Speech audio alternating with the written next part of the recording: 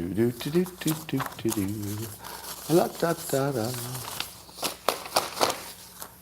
morning, everybody, and welcome to one of the highlights of your entire life, and I think it'll be special for me, too. If you think that yesterday was good, well, ha, ha, ha on you. Today, even better, and wait for tomorrow. Tomorrow, tomorrow is going to be amazing. But let's think about that while we have a cuppa mug or a glass of tankard, chalice, a stein, a canteen, jug, or flask, a vessel of any kind that we will fill with our favorite liquids. I like coffee. And join me now for the unparalleled pleasure of the dopamine hit of the day, thing that makes everything better. It's called the simultaneous sip.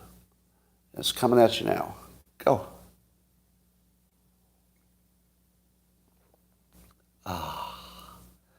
It's like knowledge and love all in the same sip. You can barely tell which is the knowledge and which is the sip. Well, I was happy yesterday watching on The Five as Greg Gutfeld was talking about, and I think, didn't Trump say something about this? That the only way to handle the homeless problem is to get them out of the cities. There's plenty of space.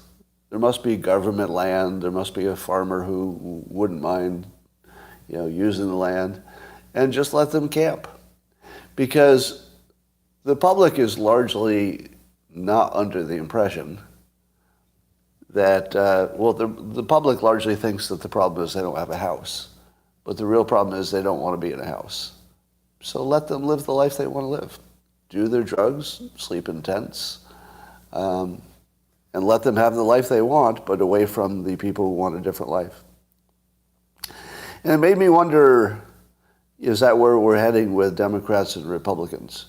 Where we'll just have a country where eventually you have a purely Republican state and a purely Democrat state, and they look real different. Are we heading to that? We might be. Anyway, there's literally no other solution for the homeless. Would you agree? Would you agree that there's literally no other solution for the homeless, the ones that want to be outside? You have to keep them outside. Just move them away from the businesses that they're destroying. And Trump said that as well. Now, why would that even be controversial? Can you think of a reason? Because I'm assuming that whatever support services exist in the cities could be, poured out. I don't know. I don't really understand.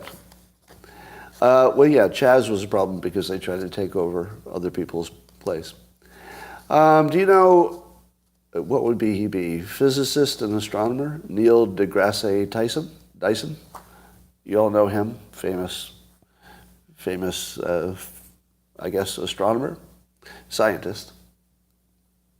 I saw a little reel on him in which he was explaining why he used to believe we were a simulation, like Elon Musk explains, but he's decided that we're not. And I want you to hear a scientist's description of why logically we are not a simulation. And then you have to decide, has he debunked the simulation, or has he debunked scientists are smart? One of those two things is going to get debunked now. You ready?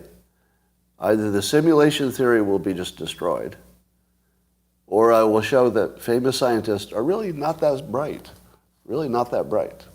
All right, here's his argument.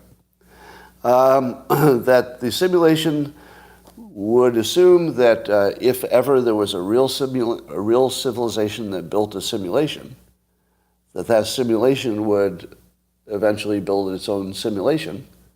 And so it would be simulation on top of simulation, and the odds of us being an original simulation, the original species, are very low. So that's the argument for the simulation. Here's Neil deGrasse Tyson's argument why he no longer thinks that's reasonable, and he doesn't believe it. Because he says, we can't build a simulation right now. So we must be the original, because we can't do it. Or we're the last. Now, if we're the last one, meaning that for some reason we're a simulation that doesn't know how to make a simulation, that still allows that we're a simulation. So the first error in his reasoning is when he says we're either the first, meaning an original species, or we're the last simulation. If we're the last simulation, we're a simulation.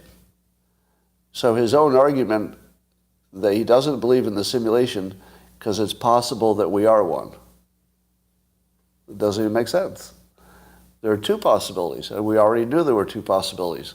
We are one, or we're not. And then part of his argument is, well, we are one or we're not. Those were the options before. The next one is, and then the other part is, that we can't build a simulation now. Imagine a scientist saying that we can't build a simulation that believes it's a simulation. I could write that code myself. Like actually, literally. I could write code that's a code that describes an entity, a person, and then whenever it's asked the question, are you real? It will say, I'm totally real. Yeah, I'm real. And then I won't be able to tell from the outside whether it has any internal thoughts. But it's going to look like a simulation to me. You tell me we can't build that simulation? Now, what about the better simulation, where the simulation actually believes it's real? We could totally make that. The reason that people think we can't make a simulation where the simulation believes it's real is always based on magic. Humans have magic inside them, and therefore it's impossible to program something that also has magic in it, like free will and a soul and a spirit. Magic, basically. So, no, if you start with the assumption, I'm a scientist who believes in magic, and now let me tell you why we can't be a simulation, that's not a logical argument. And next, he assumes that if we can't make a simulation right now, that we must be an original species. But wouldn't even the simulation have to wait a while before it built a simulation? The day a simulation is created, do we create it at exactly the moment it can make another simulation? Or do we create a simulation that has to evolve the way we evolved, at least a little bit, before it could make a simulation? So none of his argument makes any sense. It does open the possibility that we're not a simulation, but it doesn't, there's no logical cohesion to the argument at all. So what do you think is the answer to the question? And independent from whether we're a simulation. So I'm only talking about whether his argument is good, not whether it's true or false. Is the argument good? It doesn't look like a good argument to me. So that worries me a little bit. So the immigrants being shipped by bus to Martha's Vineyard so that the lefties can figure out what to do with all the immigrants who are coming in continues to be hilarious. Continues to be hilarious. And the more you watch the Democrats complain, the funnier it gets. And I don't think they realize that the more they complain, the more the Republicans like it. Because they don't have anything. All they have is you're playing pawns with human lives. You're playing pawns by taking and shipping them to a nice place. Now, Martha's Vineyard says the problem is we don't have a social infrastructure that can handle these people. And then what do the Republicans say? You mean just like Texas? You mean just like Arizona? You mean just like California? That's the whole point. If all of those states had plenty of resources to take care of them, we wouldn't even be talking about it. The whole point is that nobody has the resources. And yeah, we get that you can't handle a busload of 150. And maybe Texas as a state, maybe they can handle thousands or hundreds of thousands. That's true. But in both cases, there's a limit to how many they can take. Maybe Martha's Vineyard's limit is 150. Could be. Maybe Texas's limit is a few 100,000 per year. But they both have a limit. If you act like there's no limit to what anybody can handle, You're just being a fucking idiot. Everybody's got a limit. So welcome to your limit, Martha's Vineyard. You just found your limit. Just the fact that it's smaller than somebody else's limit doesn't mean anything. It just means you both can't do it. That's all it means. Have you noticed this? It's hard to miss it, but every time Republicans and Democrats disagree, not every time, this isn't complete absolute, but it seems like there's a consistent pattern. The Republicans are focusing on fixing inefficient systems, let's say the immigration system, and Democrats are focused on killing the messenger. So Republicans are trying to defeat a bad system to replace it with something more efficient, usually something free market, something that has fewer regulations. And while they're trying to do that, which presumably would be good for everybody, the Democrats' entire job is to say that the Republicans are racist Hitler assholes. It's so different, isn't it? We're not really even talking about what system works well, are we? There's no conversation about what system works better. There's only conversation that one group is Nazis. One group has an idea for fixing things, and the other group says that group is Nazis. That's it. All they have is frightening you about how their character and their preferences are going to be scary for you if they get power. And somehow we act like we can't notice this. Maybe we should notice that only one side is even talking about governing. The other side isn't even talking about governing. Yeah, I mean, it doesn't seem like it. It's basically, even when they implement a system, the system is to insult the other people, right? So critical race theory, you could say to yourself, okay, Scott, that's Democrats trying to improve a system. But they've improved the system with the express point of insulting Republicans, basically, right? So even their systems are built to insult other residents. Really? You're building a system to shoot other messengers and insult other people? Well, the Republicans are just trying to make things efficient so everybody can use it? All right. Likewise, even though nobody says this directly, it seems as if Republicans think that money is created by hard work and smart risk-taking. Is that fair?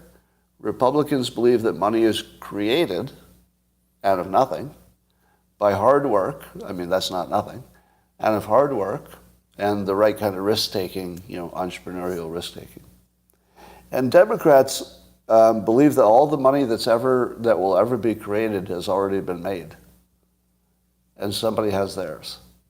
If they can only get their fair share from the people who worked hard and took intelligent risks, then everybody would be in good shape. And somehow, the election is close. According to Rasmussen, the midterms are now a dead heat between the generic Republican and I think it's like 1 point difference, but it's lost in the rounding. There's basically no difference now. So literally one side, their entire message is, let's see how badly we can insult these other people who are in our country. And one side is working on systems improvement. And it's a tie. It's a fucking tie. So there's your country. The funniest story of the day is that Don Lemon is being moved by CNN from his evening program to a morning show. I would like to give you my impression of Don Lemon, explaining that his movement from a show in which he would get 500,000 viewers to a show in which he would be one of 3 hosts getting 125,000 viewers, and being completely taken out of the political argument by being put on the morning when it's a different audience. Now here's my impression of Don Lemon explaining last night that it's really a promotion. I had a choice. I totally could have said no and it looks like a great opportunity, and I'm totally, no, people are saying I'm being demoted. No, not being demoted. It's like I'm being promoted, in a way, if you think about it. Like, in a way, it's like a promotion. Can I get that morning show that I've always been wanting, but I never mentioned before? And watching him do it was fucking hilarious. But here's the best part. You ready for the best part? I'm trying to imagine the new CEO, Chris Licht, I think. I don't know how to pronounce his name. Licht, Licht. Don't know. But I'm trying to imagine the new CEO planning how he's going to tell Don Lemon that he'd like to move him to the morning. And then he realizes, the CEO realizes, oh wait, Don Lemon's the guy who believes every hoax that's ever been offered. He literally believes anything. So the CEO told him he was getting promoted, and he believed it. So how do you demote somebody who believes every hoax? Every hoax. You tell them they got promoted. And he can't tell the fucking difference. The entire reason he's getting demoted is he can't tell the difference between good news and bad news. Am I right? He's a guy who, by our observation, it is clearly obvious that he can't tell what's true and what isn't. He doesn't know the difference between good news and bad. So if you have an employee who doesn't know the difference between good news and bad news, you don't really need to worry about demoting them, because they'll think it was a promotion if you tell them it was. I don't think anything could be funnier than that. Using Don Lemon's own gullibility to demote him into thinking he got promoted. I'm sorry. I will never be more entertained than by that story. All right.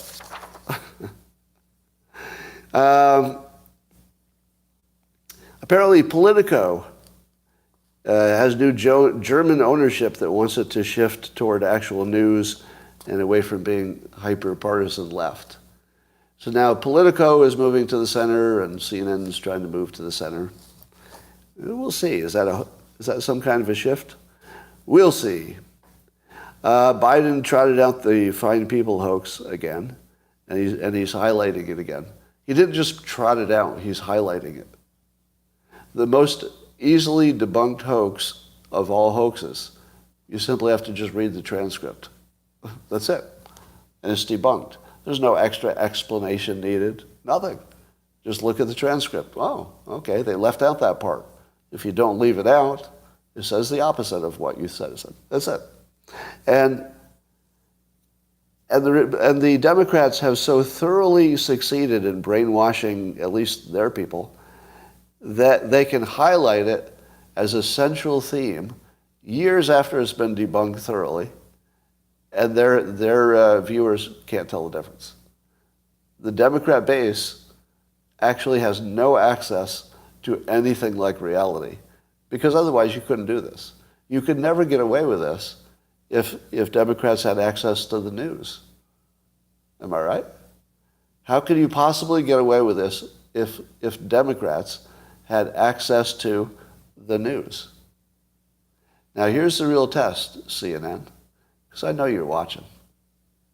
There's definitely somebody from CNN watching this. If you didn't know that the Fine People thing was a hoax, go look at the full transcript, and it's easy to see yourself. Or you can just Google Fine People hoax, and you'll see lots of people debunking it, including me. Now, CNN says that it's pivoting toward real news. Do you think that those remaining as CNN would be able to debunk the Fine People hoax under the new management? Could they just say, he didn't say that, here's what he actually said, and then just read his actual quote? Could they do it? Could Politico do it? Or maybe they have, I don't know. Politico might have. So this is a question for CNN. If CNN wants to prove that they're serious, they have to debunk the Fine People hoax. Anything short of debunking that means that CNN was never serious about finding the middle. Because that's just a fact that was a hoax. And the bleach thing too. But the bleach thing, at least they have some tortured argument why they're really right, even though they're obviously wrong. But with the Fine People hoax, you just have to read the transcript. It's right there in plain language. If they can't debunk that one, they're not serious about being a real news network. Well, over in Ukraine, 5 Russian-installed officials, meaning, I guess that means probably Ukrainian people that were Russian puppets, but 5 of them were killed in the occupied Ukrainian territory. Now, they weren't all together, so there were 5 different assassinations of people working with Russia to keep occupied. And let me read to you about the Russian military successes on the ground. You've heard that Russia's sent some missiles and taken out a bunch of infrastructure in Ukraine, but have you heard about the news about the Russian military on the ground and all of their successful military actions in the last couple of weeks? What? No?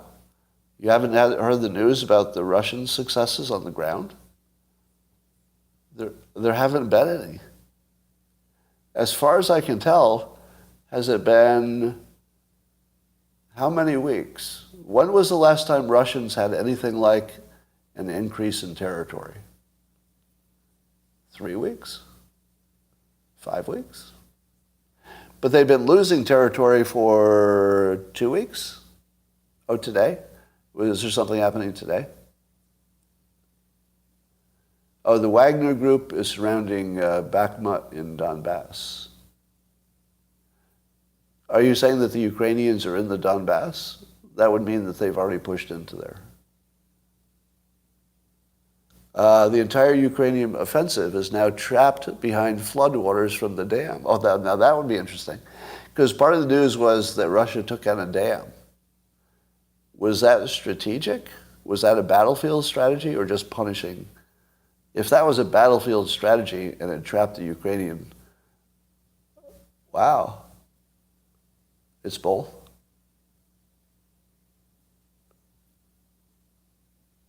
Wow. Did the dam take out any military when it broke?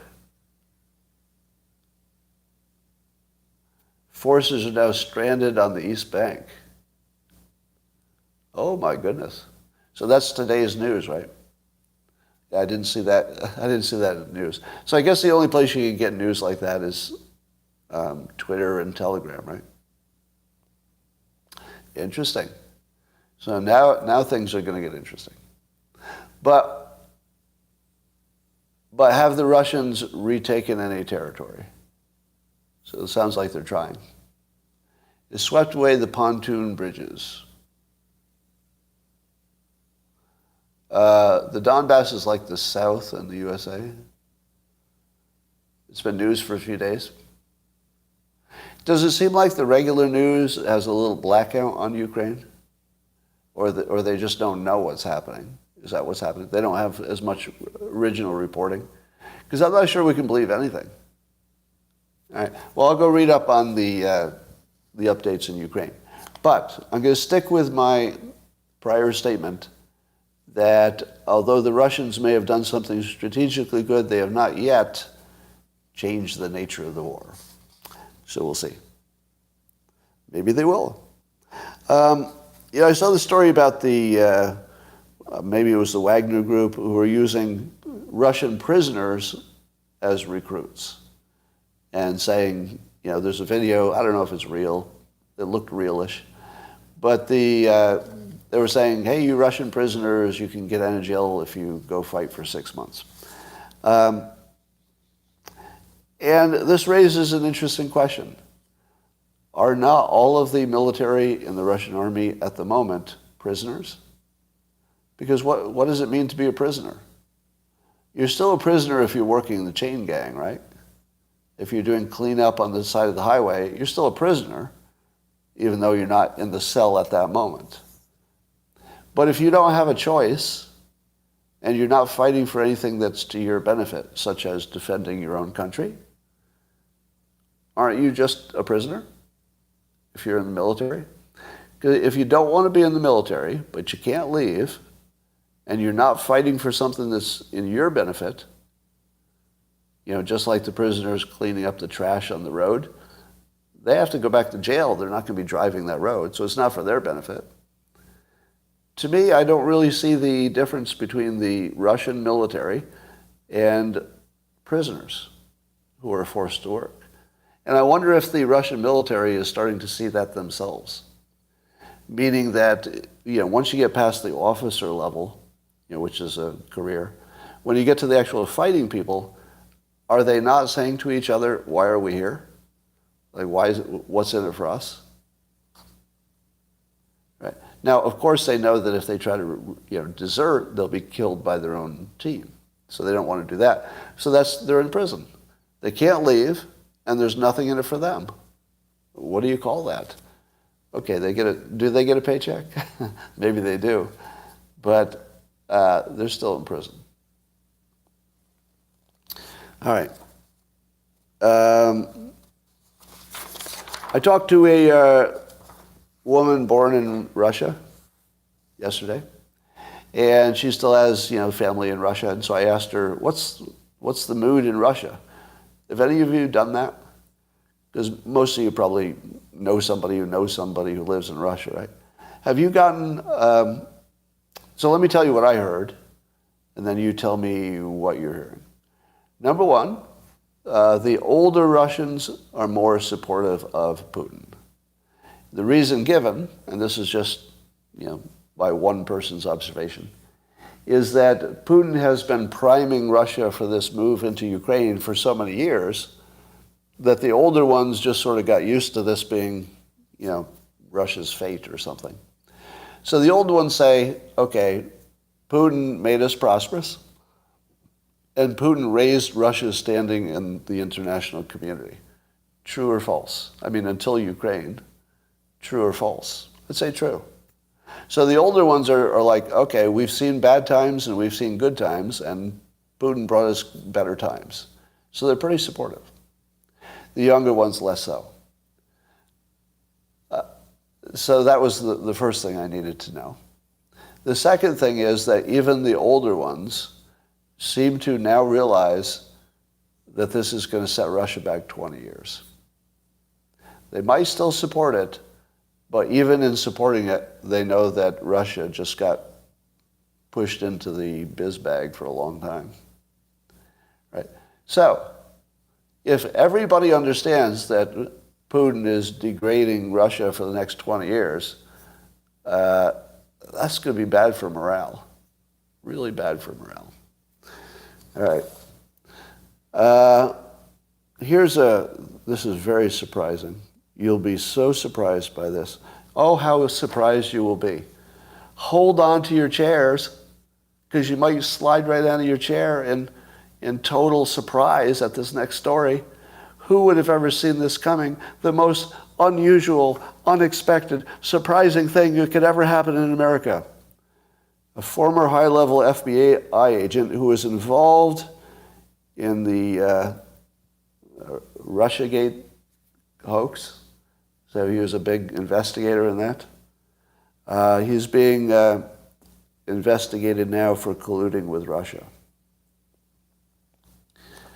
Yeah, that's right.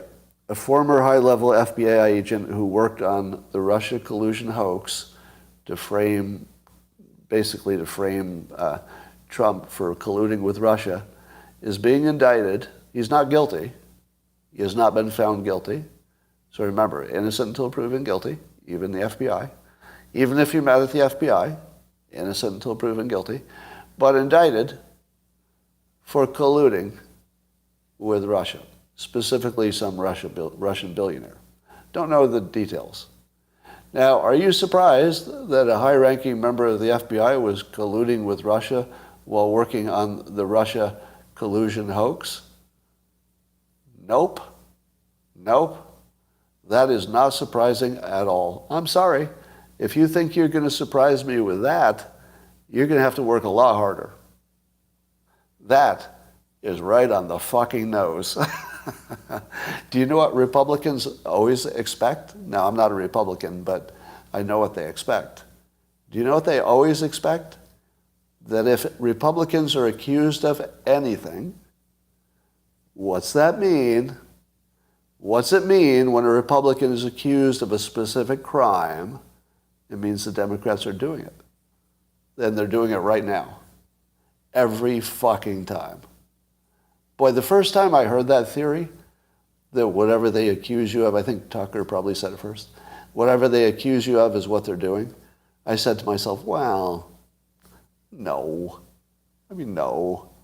That's just, you just notice it because there are a few cases like that.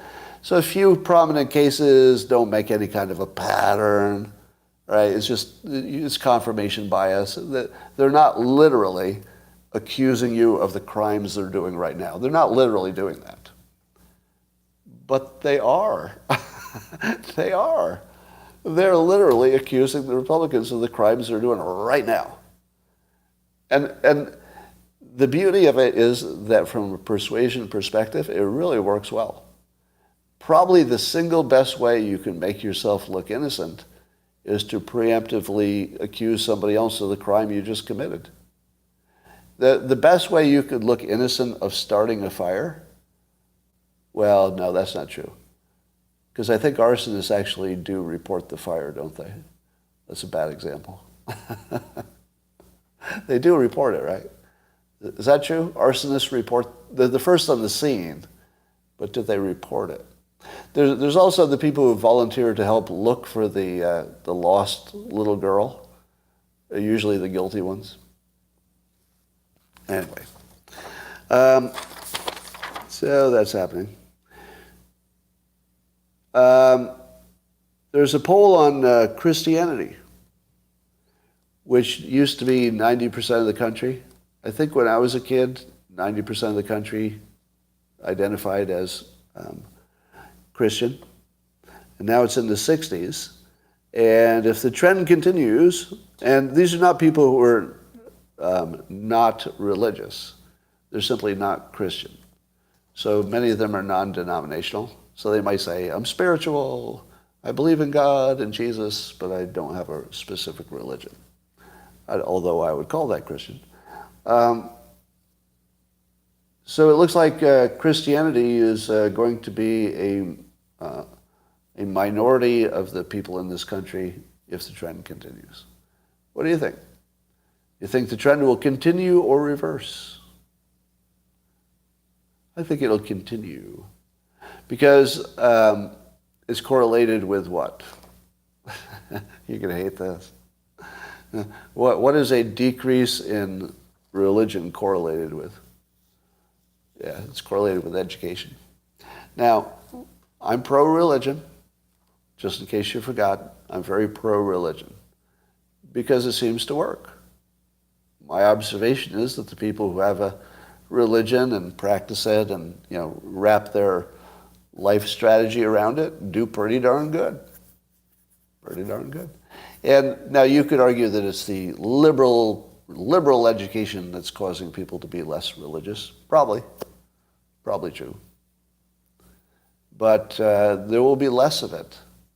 Now, here's why that worries me.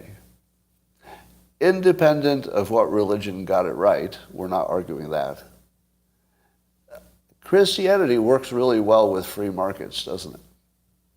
Have you noticed how well that works? Christianity plus free markets is your best combination. It's not an accident that the United States did well.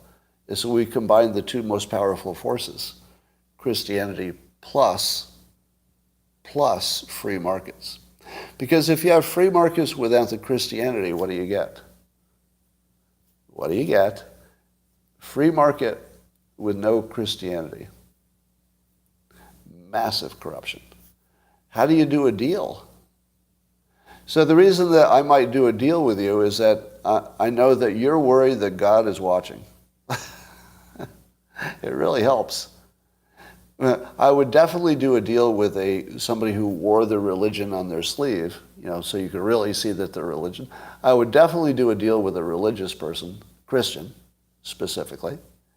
I'm not ruling out other religions. I'm just talking about Christianity. I would do a deal with a Christian before I would do a deal with a non-Christian. And I'm not a Christian. It's just an observation that they have that little extra God is watching you thing that works to my advantage. So I would definitely discriminate against non-Christians in a business deal. Is that even legal? That's not legal, is it?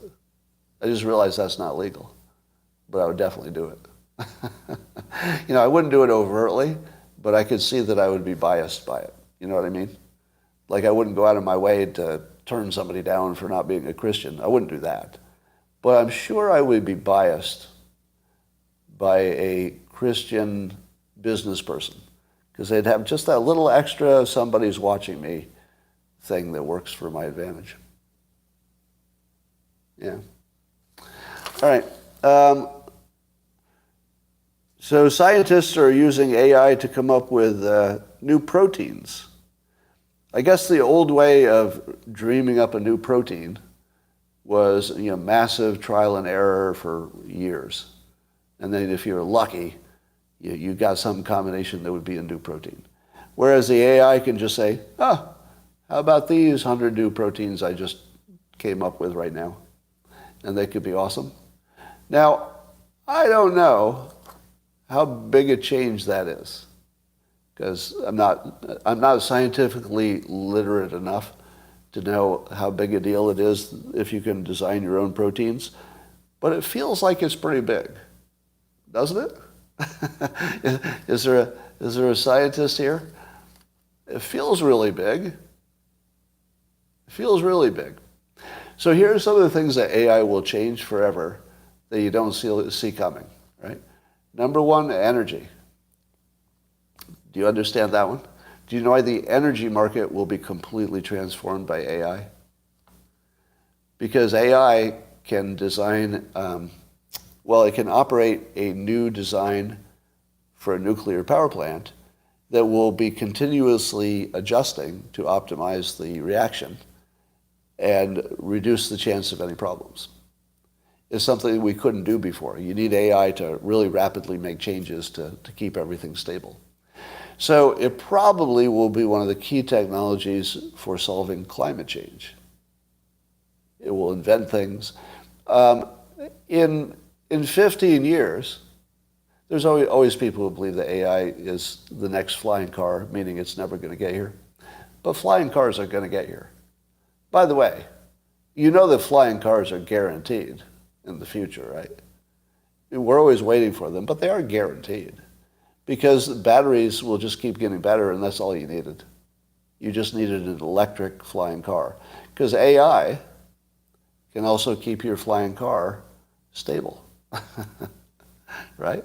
You can keep your flying car stable with AI, and then all you needed was a battery that was light enough and powerful enough, and you're done.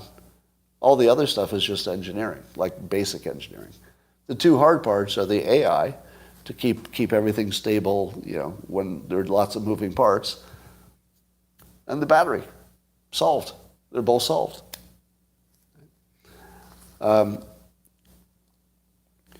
So that's a big deal. So we'll be making people, we'll be designing more efficient networks. We'll probably find better ways to keep the lights on, maximize the grid. I mean, the number of things that AI could potentially do is just insane. All right. That may be just about everything I want to talk about. They're just being Christian. So this business of making Democrats face their own policies is really good. It's really good persuasion. But I think the Republicans, here's my basic take. Democrats have opened up this 5-lane highway of opportunity for any Republican.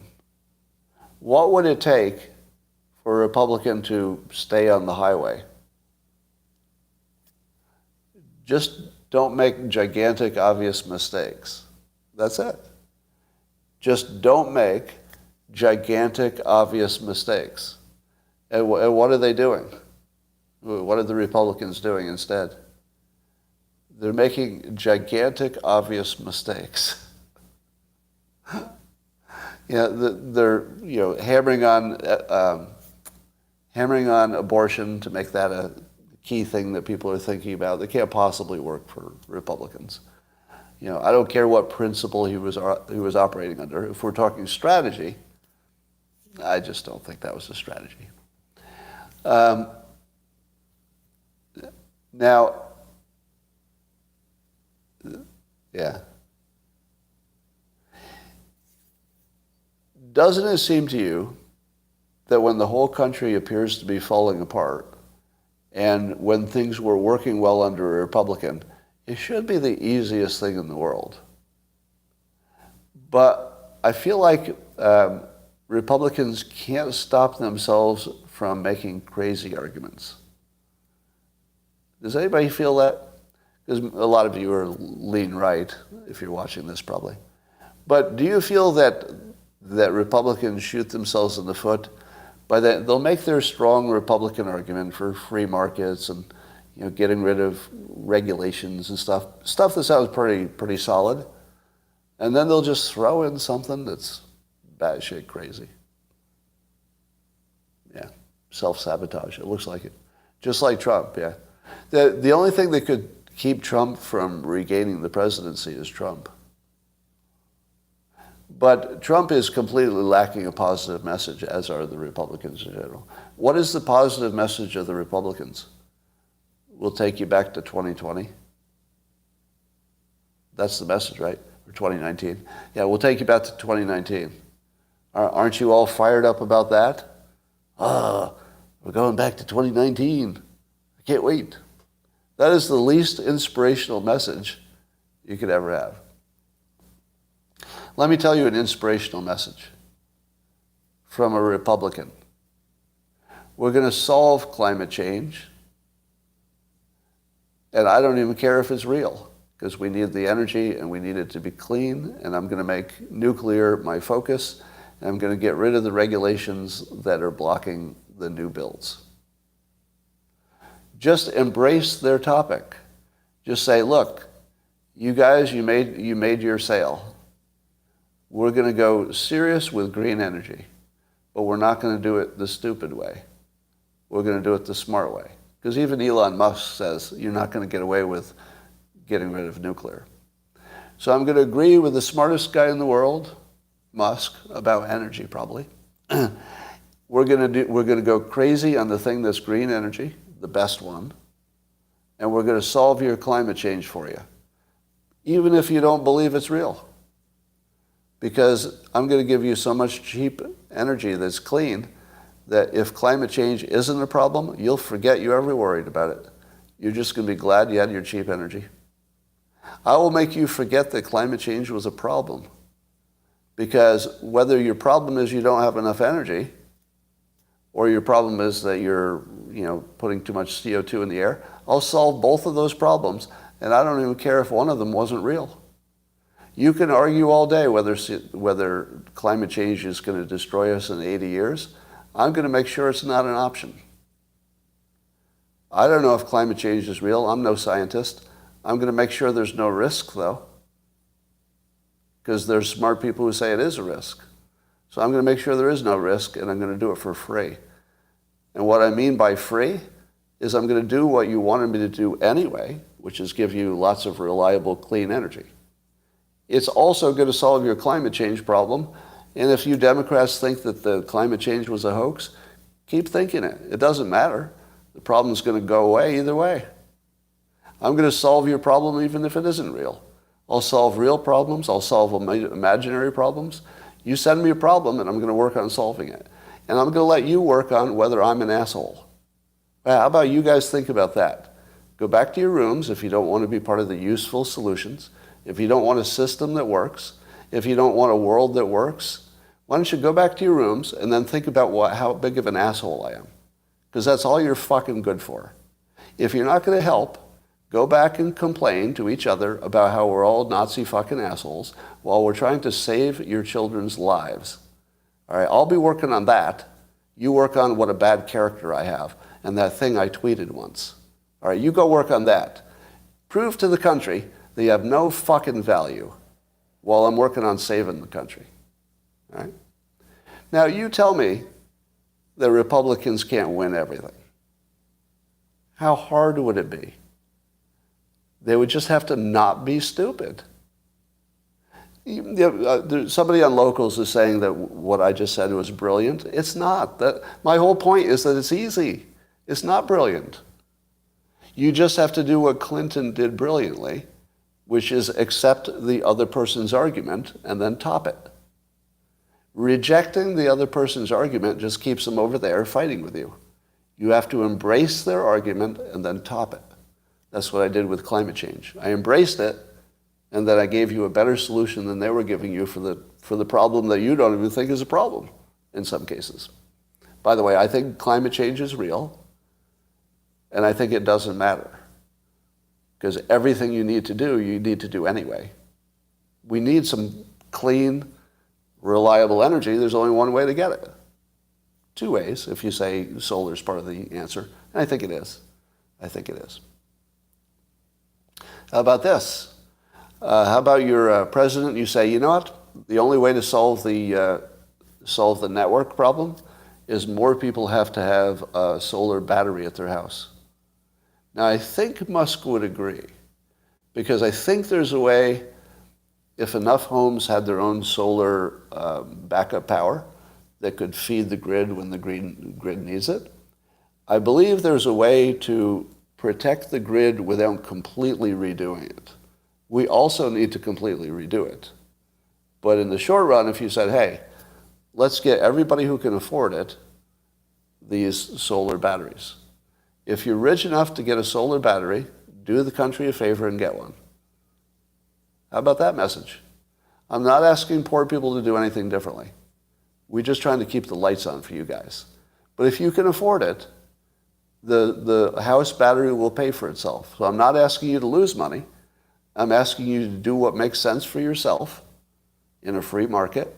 But know that this specific thing that you're doing for yourself, getting a house battery, whether it's Tesla or some other product, there's a bunch of them now, that thing will be good for you, but it's going to be really good for the poor people because we're keeping everybody's lights on and keeping the prices down. Yeah, like a Tesla Powerwall, but they're competitors to that now. Right. So how easy is it to make these arguments? Now, abortion, here's what the Republicans have done wrong with abortion. Are you ready? Now, and I remind you that you will not hear my opinion of whether abortion should be legal or not, because I leave that to women. You can argue with me all day. I just want to make the point that I'm not arguing what should or should not be. Leave it to women. And here's what Republicans have done totally wrong. They've allowed the Democrats to paint it as a male versus female issue. Unbelievable. The incompetence from the Republicans to allow that to happen, unbelievable. There should never be a Republican male who talks about abortion again. You want to be smart? You want to be smart? The first time Trump says, you know what? How about men just stop talking about it? There are plenty of Republican women. Let's find some Republican women who want to take the argument and just get the fuck out of the argument. Get the men out. You don't think Trump could win the entire election by just saying, you know, I think it's a little distasteful to have men talking about abortion.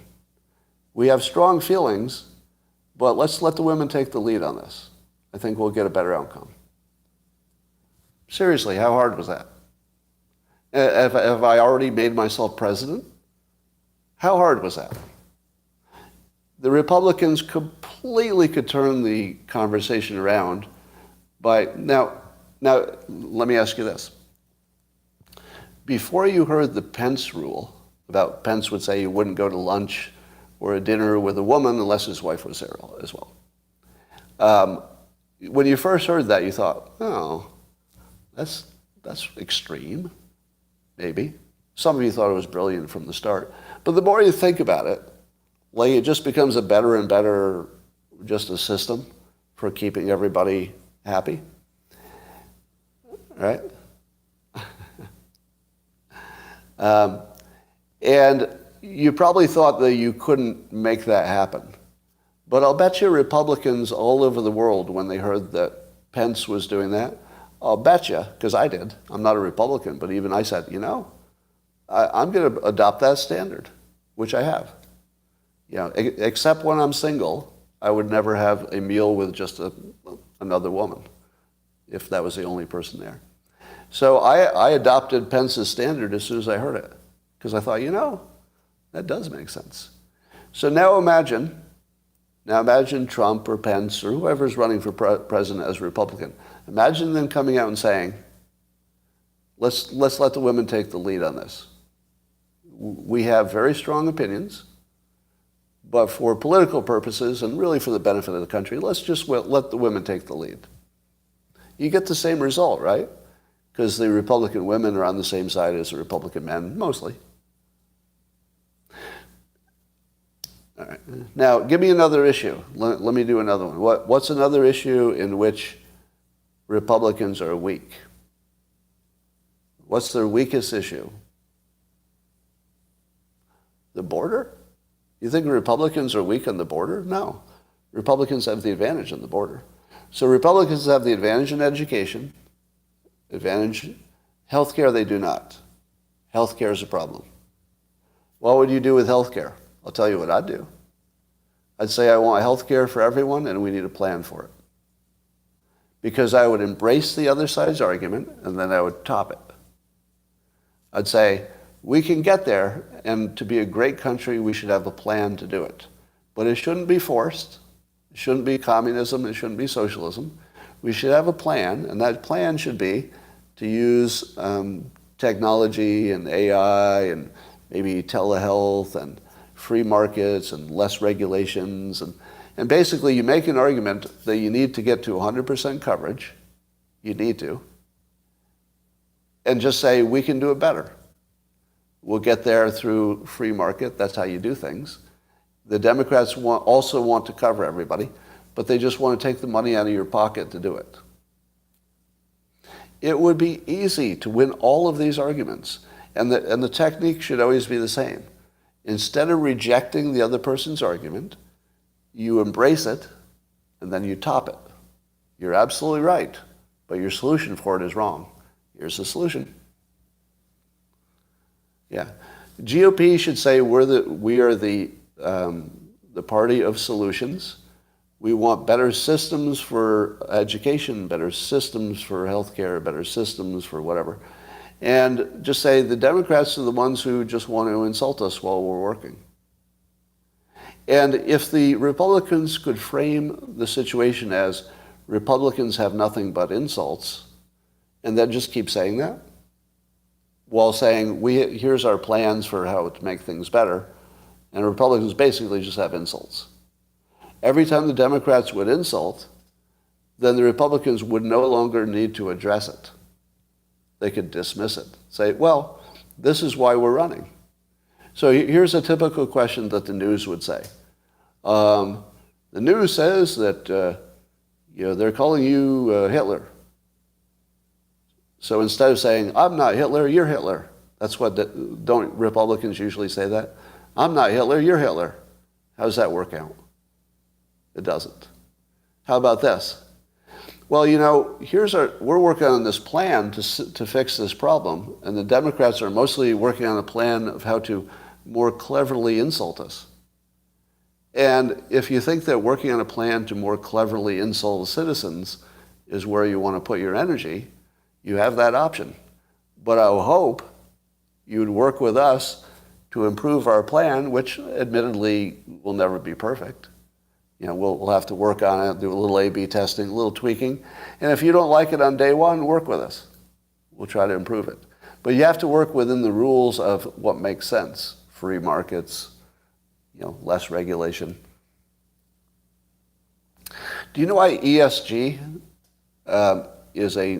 looks like a nightmare to Republicans, but looks like the best thing in the world for Democrats? It's this. Republicans look at the system and they say, wait a minute, we had a system where there would be a company competing, for its shareholders, and it would do whatever it could as an independent company, within the law to maximize. And then that worked. We had the most dynamic economy. So that's a Republican system. And then the Democrats are people who only exist to insult other people. And they say, we're going to insult you in 3 different ways. We're going to call you a racist because you don't have enough equity and inclusion. We're going to call you a science denier because you're not doing enough about the environment. Basically, we're going to come up with some insults, and then we're going to destroy your system by creating this confusing set of entities that are, judging you and trying to determine whether you're worthy of investment and buying their products. So basically, all Republicans know that if you add this extra burden of 3 different preferences, like it's not even one thing. It's not even just about the environment. It's about governance plus the environment, plus social responsibility. So there's all these murky things. If you put that on top of free markets, is that a better system or a worse one? Every Republican knows that's worse. Now, it's hard to explain why it's worse to people who don't understand the systems have to be designed to work with human characteristics, etc. So you're always going to have the Democrats saying, let's find a new way to insult people. I got it. We'll say that they don't have enough diversity, therefore they're racist. How else can we insult people? I got it. They're not doing enough for climate change, so therefore they're science deniers. Right? But basically, the Democrats are always looking for the angle to insult you. And the Republicans, if they framed it correctly, would always be looking for the way to make a system that works for everybody. And invite the Democrats in. Invite the Democrats in. So it would be so easy. All right, give me another one. Give me another place the Republicans are weak. On drugs? No. On pot? Yeah, pot would be easy. All right. Here's me being a better Republican about marijuana. The federal government should get out of that. I'm done. All Trump has to do is just say the words. Let the states do that. The federal government should not be making marijuana illegal. So easy. Now, by the way, am I proving to you that the Republicans do have a 5-line highway and they can't seem to find the highway? They're over on the sidewalk over there talking about abortion laws that won't be passed. It's like they're not even on the highway. How do you not find the whole highway? It could not be easier to win if you're a Republican this time. And they found a way to lose by basically being drawn into the Democrats' frame, right? Defending themselves and arguing, you did it too, stuff like that. Oh, I do think the shipping of the immigrants is horrible. Now, the Republicans are arguing that these people are being used as pawns in every case, right? Unfortunately, they're being used as pawns in every case. Secondly, if they're illegal, I have no moral qualms with using them for political purposes if the political purposes are well-intentioned. In this case, I think they are, to have a secure border. So I don't mind that illegal aliens are being used as props to make a political point. I don't have any problem with that at all. because it doesn't seem especially cruel to the people involved. Do you think that the people who ended up at Martha's Vineyard are going to have a worse time making it than the people who went into, the mess of all the other migrants and everybody's trying to find the few opportunities and stuff? I don't know. I suspect that they'll all have food and a warm place to sleep. You know what would be hilarious? If Obama actually did open up his mansion and let him stay there. That would be such a baller thing to do. Because it would sort of just like change the argument. You'd be like, okay, didn't see that coming. Did not see that coming. He could do it. Because he has multiple houses, right? He could just say, yeah, till the problem is worked out, put those migrants at my Martha's Vineyard house. He could. It's not going to happen, right? It won't happen. All right, give me another one. What's another Republican weakness? Guns.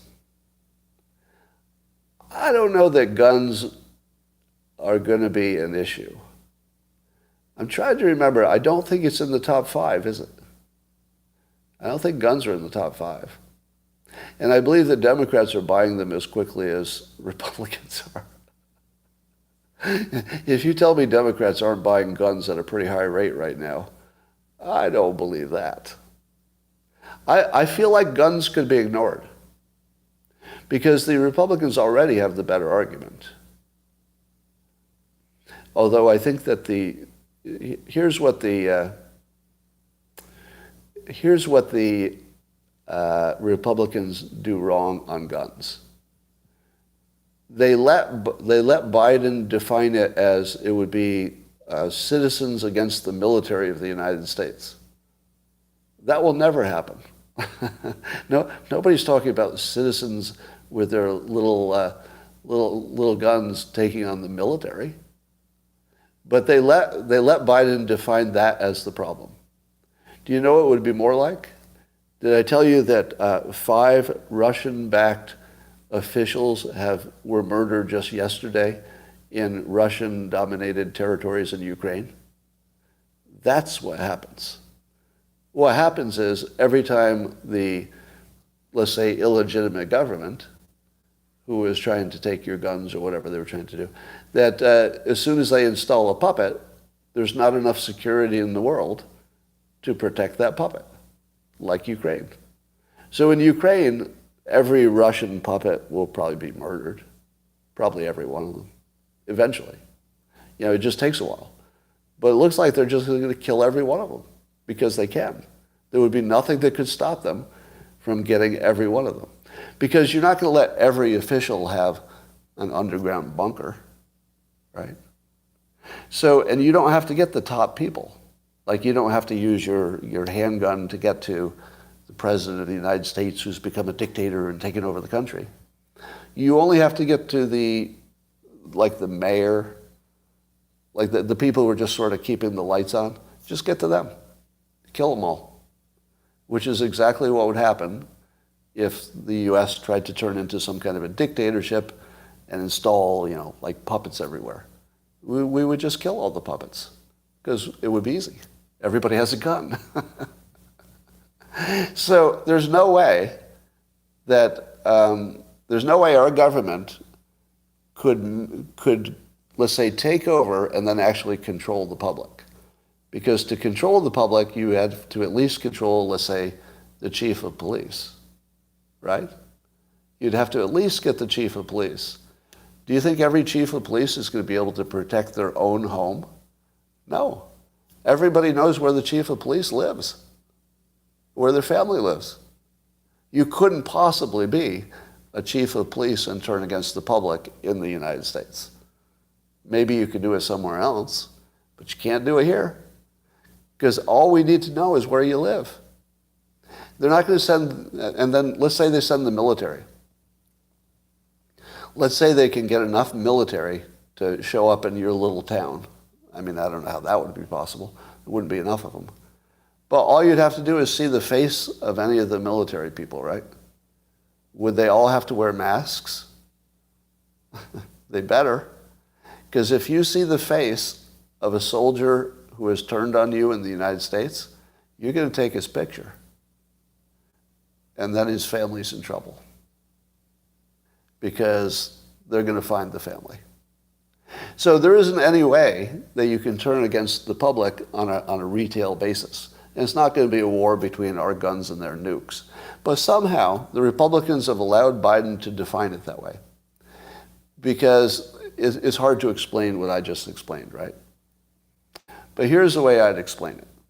The next time Biden says, you're not going to be able to fight against our tanks and our nukes, I would say this: we're not going to be fighting against them. We're going to make sure that the chief of police in our town doesn't go to your side. Right? You only need the chief of police. Because if you get the chief of police, what are they going to do? They're going to send the military into every town in the United States? Couldn't do it. You couldn't do it. You only have to threaten the life of the police chief, which you could very effectively do if all of your citizens had guns. Do you know who else would threaten the life of the police chief? The cops. Why would all the cops just suddenly join the dictator? That's not going to happen. They're patriots, right? So you could install as many puppets as you want, but we'll kill them as fast as you install them. I mean, even I would kill a puppet. If they put a puppet mayor in my little town of Pleasanton, I'd kill him. I mean, if nobody else would. I'll take that job. So there's just no way you could take over the United States. Too many guns. You got really quiet when I started saying this. But by the way, does everybody buy the argument that the guns only need to be useful on the local level? Because that's all you need to control your town. Right? So somehow the argument should be the reason that Russia won't be able to control Ukraine in the long run is because there will be enough guns there to kill all of their puppets. So here's the quick version. We're not going after your nukes, fuckhead. We're going to kill all of your puppets. You don't think we can get to your puppets? Yeah, we don't have to get to your senators or your secret military army. We don't have to get to that. We don't have to get to your inner circle. We're just going to make sure that if you put somebody in our town, we'll just fucking kill them. Yeah.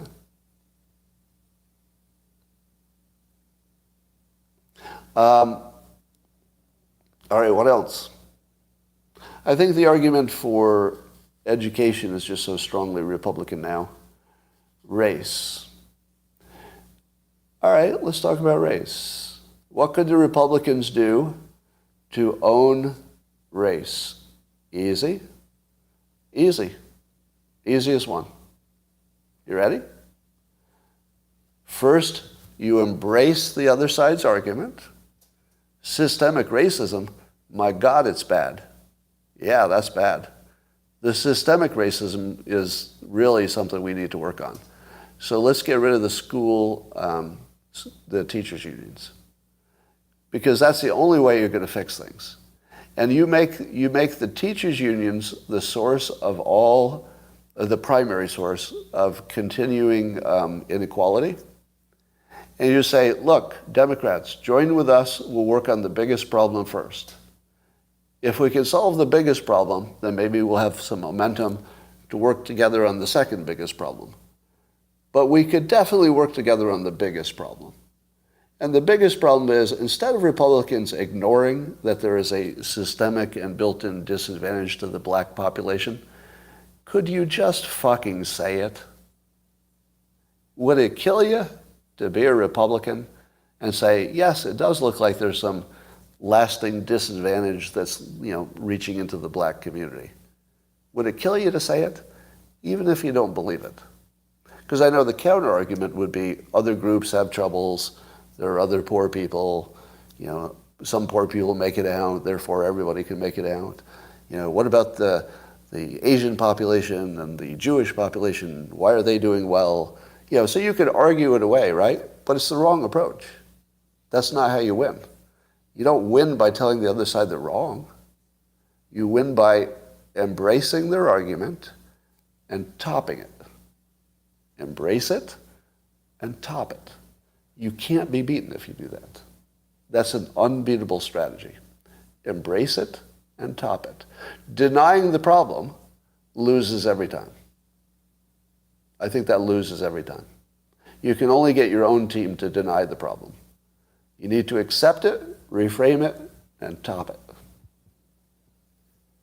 LGBTQ, you talk about the trans sports things specifically? I don't think anybody cares about LGBTQ. In terms of the election and the voting, nobody's going to vote on that, are they?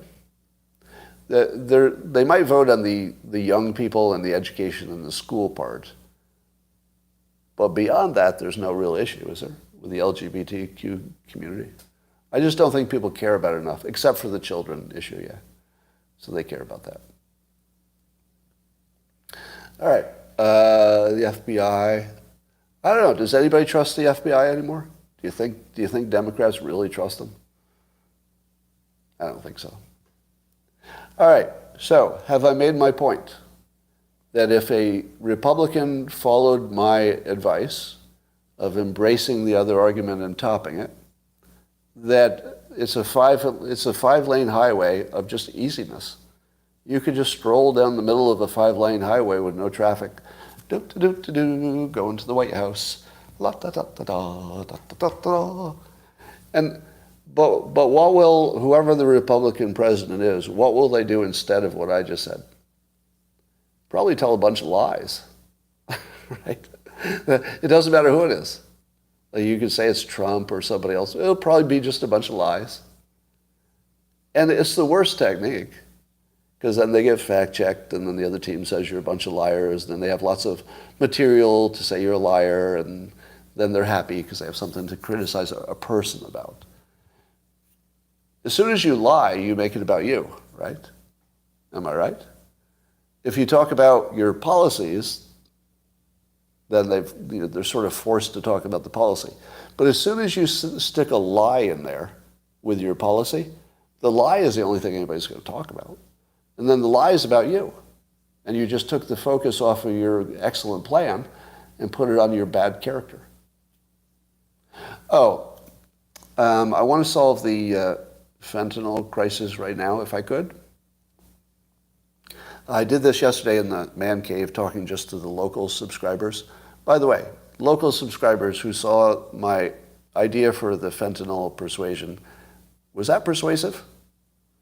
Those of you who saw it, because I won't repeat it unless you liked it. Did that? Okay.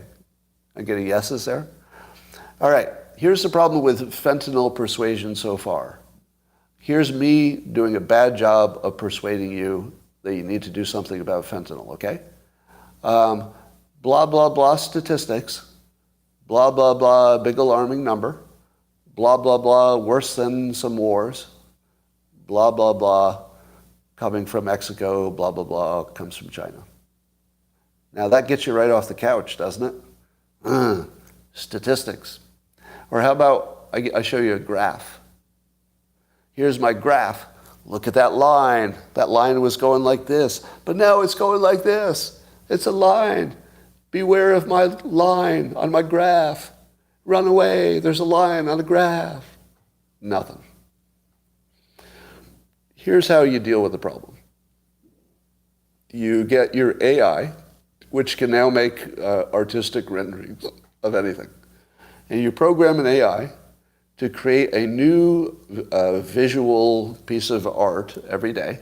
And you tell it to make a photorealistic, not an artistic version, but like a photorealistic, like it was a photograph, picture of a pile of 300 dead Americans, like a different pile of corpses. And you do a different pile every day. You just tweet it. And you say, here are the people killed by fentanyl today. Today. 300. Because if you hear onesies and twosies and, my stepson died and, your brother's cousin died, it's horrible on a small level, but it doesn't make you act. Do you know why the Holocaust is such a persuasive part of our being? It's because of the visuals. It's the visuals. Do you know what the other so-called Holocausts don't have going for them? Pictures. Pictures. Right? You know, we always hear about the, like, Armenian, wasn't there some Armenian Holocaust, right? I've never seen a picture. I've heard statistics, and they're alarming, right? But if you don't have the pictures, you're not scaring people. So let's use AI to create literally a pile of corpses every day, tweet it out, I'll retweet it every day, and we will make it a big enough problem so that the United States decides it's something to do about it. And by the way, if I were a Republican, I would say I would attack the cartels in Mexico. And I would make the Democrats argue that that's a bad idea. Because I don't think they can. The trouble is it would lure them into your frame. They don't want to be there. and I don't, this could backfire because it's pretty radical.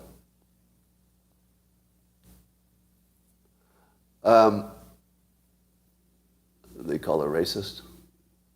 Yeah, they call everything.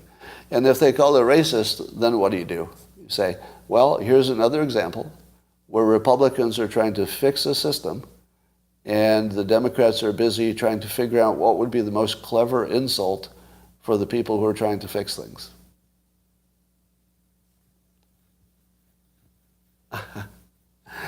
Now, let me just check with you, because when I'm talking, I'm not reading the comments at the same time so well. Have I proven my point that Republicans have a real easy argument for everything? For everything.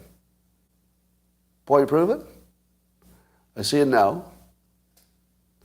I'd like to know what the no person thinks. All right. And are you angered at how easy it is? Does it piss you off a little bit? Because it is this easy. I'm pretty sure it is this easy. But we don't have anybody executing at that level. And I don't think I'm qualified. I wouldn't be qualified to run for office. But I don't know. It looks easy to me. All right.